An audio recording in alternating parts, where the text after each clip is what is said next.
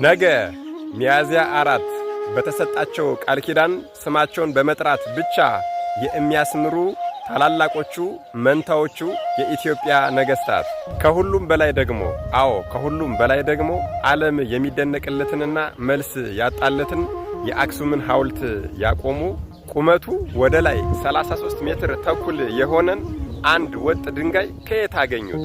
እንዴትስ ብለው ቀረጹት? አረ እንዴትስ አቆሙት? አዎ ይህስ ድንቅ የሆነ የእግዚአብሔር ተአምር ነው እንጂ የሰው አይደለም። እጹብ ድንቅ ብለን እናልፈዋለን። ዝክራችሁን የዘከረና ስማችሁን የጠራ እምርላችኋለሁ። በስማችሁ ቀዝቃዛ ውሃ ለተቸገረ ያጠጣ የሕይወትን ውሃ አጠጣዋለሁ። ለተቸገረ ያበላ የሕይወትን እንጀራ አበላዋለሁ። በስማችሁ ማህሌት የቆመ እኔ የመላእክትን ማህሌት ምስጋና አሰማዋለሁ።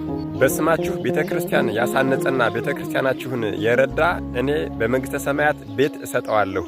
የኢትዮጵያን ድንበር አስፍተው ክርስትናን አጽንተው ያስረከቡን ዋኖቻችን ለእኛ ለኢትዮጵያውያን ይልቁንም ደግሞ ለክርስቲያኖች ሞገሶቻችን ብርሃኖቻችን ናቸውና ደስ እያለን የምንወዳቸውና የምናከብራቸው ቅድስት ሥላሴ ቢመርጣቸው አሁን ላለንበት የክርስትና እምነትና የተዋህዶ መስፋፋት ታላቁን አስተዋጽኦ ያደረጉ ንግስናን ከቅድስና ጋር አጣምረው በመያዝ ለዚህች ሀገራችንና ለኦርቶዶክስ ተዋህዶ እምነት ያደረጉትን አስተዋጽኦ የተዘነጋባቸውና ስማቸው የተረሳ ሀገራችንን ኢትዮጵያን ከኦሪት መስዋዕት ወይም ደግሞ ከኦሪት አምልኮ ወደ ሐዲስ ኪዳን ያመጡ መንትያዎቹ የኢትዮጵያ ነገሥታት ወላጆቻቸው ንጉሱ ታይዜር ወይም ሰይፈ አርዕድና እናታቸው ደግሞ ንግሥት አህየዋ ወይም ደግሞ ሶፊያ የሚባሉ ሲሆን ንጉሱና ንግሥቲቱ ልጅ ቢያጡ ወደ እግዚአብሔር በለመኑ ጊዜ በሊቀ መልአክ በቅዱስ ሚካኤል አብሳሪነት 2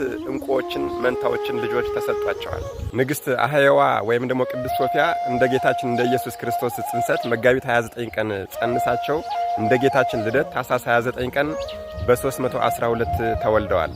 ልጅ ባለመውለዷ ሐሜት ደርሶባት ነበርና እነዚህ ልጆች ስትወልድ እግዚአብሔር ሽሙጥን አራቀልኝ ስትል ስማቸውን አዝጓጉ ብላቸዋለች። እነዚህ 2 ፍሬዎች ከወቅቱ ሊቀ ካህን በልጅነታቸው ከሊቀ ካህናት ከእንበረም የኦሪትን ሕግ ጠንቅቀው ተምረው ከእግዚአብሔር የተሰጡ ናቸውና በ12 ዓመታቸው ወደ ቤተ መቅደስ ገብተዋል። ትንሽ ቆይቶ ግን አባታቸው በማረፉ ሕዝቡ በሙሉ እናንተን 2ታችሁን ንገሱልን ብሎ ቢያስቸግራቸው አይ እኛ የእግዚአብሔር አገልጋዮች ነንና አይቻለንም ስላሉ ለተወሰነ ጊዜ እናታቸው አስተዳድራለች። ከዚያም ሊቀ መልአክ ቅዱስ ሚካኤል ለሊቀ ካህኑ ለእንበረም ተገለጸለትና 2ታችሁም አትዘኑ፣ የእግዚአብሔር ፈቃድ ነውና 2ታችሁም በአንድ ዙፋን ላይ ተነግሳላችሁ። በአንድ ዙፋን ላይ በነገሳችሁ ጊዜ ለሀገሪቱ ትልቅ ጸጋ ይሆናል በላቸው አለው። ሊቀ ካህናቱም የታዘዘውን ተናግሮ 2ቱንም በ19 ዓመታቸው በአንድ ዙፋን ላይ ነገሥተ ኢትዮጵያ ብሎ ይዛናና ሳይዛና ብሎ ቀብቶ አንግሷቸዋል። እኒህ በመጀመሪያ ስማቸው ኢዛናና ሳይዛና ከጥምቀት በኋላ ደግሞ አብርሃ ወአጽብሃ ተብለው የሚጠሩት ቅዱሳኑ መንታዎቹ የኢትዮጵያውያን ነገሥታት ነገ ሚያዝያ 4 የወርሃዊ በዓላቸው ነው። ቅዱሳኑ እንደነገሱ የመጀመሪያ ሥራቸው የሆነ የቀናችሁን ሃይማኖት መፈለግ ነበር። በወቅቱ ፍሬምናጦስ የኋላው አቡነ ሰላማ ከሳቴ ብርሃን የቤተ መንግሥቱ ቅርብ አማካሪ ነበርና አንተ ወንድማችን የክርስቶስ ሱባኤ ይወርዳል ይወለዳል እየተባለ ሲቆጠር የነበረው ነገር ቀረ ወይስ ተፈጸመ? እንዴት ነው አስረዳን እስኪ አሉት። እርሱም አትቶና አመስጥሮ ከ300 ዓመታት በፊት አምላካችን ሰው መሆኑንና ሞቶ ትንሣኤውን አሳይቶ ዓለምን ማዳኑን አስተማራቸው። በዚህም ሰዓት አጥምቀን ሲሉት እንደማይችል ነግሯቸዋል።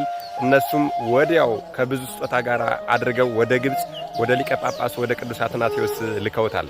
ቅዱስ አትናቴዎስም ፍሬምናጦስን አቡነ ሰላማ ብሎ ሹሞ ወደ ኢትዮጵያ ከብዙ መጻሕፍት ጋር ልኮታል።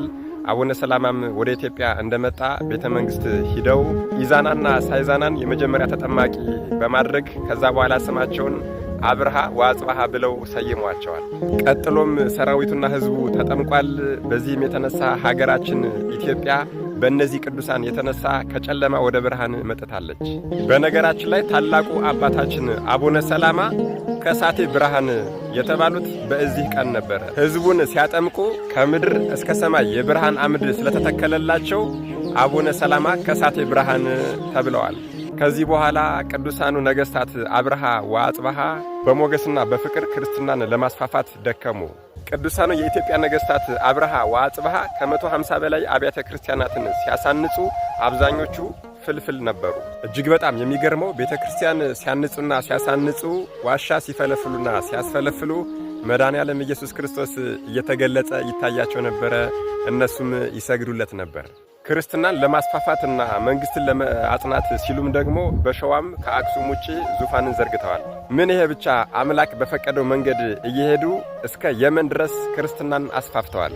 ቅዱሱ ንጉሥ አብርሃ በተወለደ በ52 ዓመቱ ማለትም በ364 ዓመተ ምህረት ጥቅምት 4 ቀን ሲያርፍ ወንድሙ አጽብሃ ኢትዮጵያን ብቻውን ለ15 ዓመታት ሲያስተዳድር ከቆየ በኋላ በ67 ዓመቱ ማለትም በ379 ዓመተ ምህረት ጥቅምት 4 ቀን በክብር አርፏል። የሁለቱም መቃብር ላይ ለ40 ቀናት የብርሃን ምሰሶ ተተክሎ ታይቷል።